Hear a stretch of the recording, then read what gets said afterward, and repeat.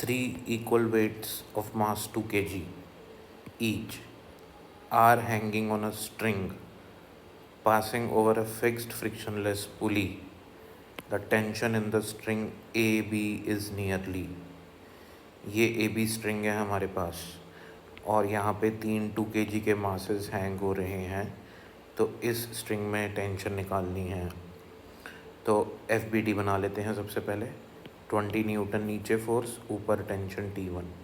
Same string में same tension रहेगी, इधर भी T1 टेंशन आएगी, इधर आएगी T2 टेंशन। इस वाले ब्लॉक के लिए टेंशन आएगी अवे फ्रॉम द ब्लॉक यानी कि नीचे की तरफ, और इस वाले ब्लॉक के लिए टेंशन आएगी ऊपर की तरफ यानी कि अवे फ्रॉम द ब्लॉक।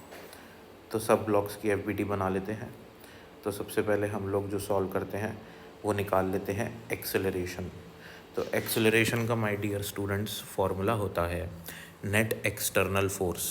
तो यहाँ पे नेट एक्सटर्नल फोर्स अगर आप देखेंगे, इधर की तरफ 2G, नीचे की तरफ इधर भी 2G, तो टोटल हो गया 4G, और यहाँ पे भी 2G, तो 4G इस साइड से और 2G इस साइड से लग रहा है।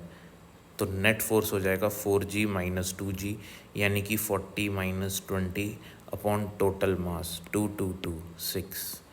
तो ये सॉल्व करके आ जाएगा 2G/6 यानी कि G/3। अब हम लोग स्टार्ट करते हैं FBD बनाना, राइट।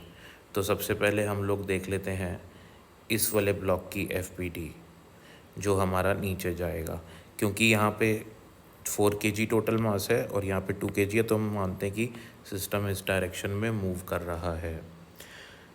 तो इस वाले ब्लॉक के लिए देखेंगे तो ऊपर की तरफ बेटा T2 टेंशन है, नीचे की तरफ 2G यानी कि 20 न्यूटन फोर्स है, और एक्सेलरेशन भी नीचे हो रहा है G/3 का, क्योंकि इन तीनों का एक्सेलरेशन कैसा होगा, कॉमन होगा।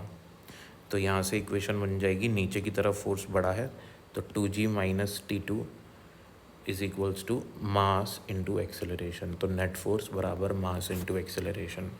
T2 हो जाएगा 2G माइनस 2G/3। सॉल्व करके हमारे पास ये आ जाएगा 4G/3। G की वैल्यू 10 सब्सटीट्यूट करी, टेंशन आ जाएगी approximately 13.33 Newton's. Thank you for watching.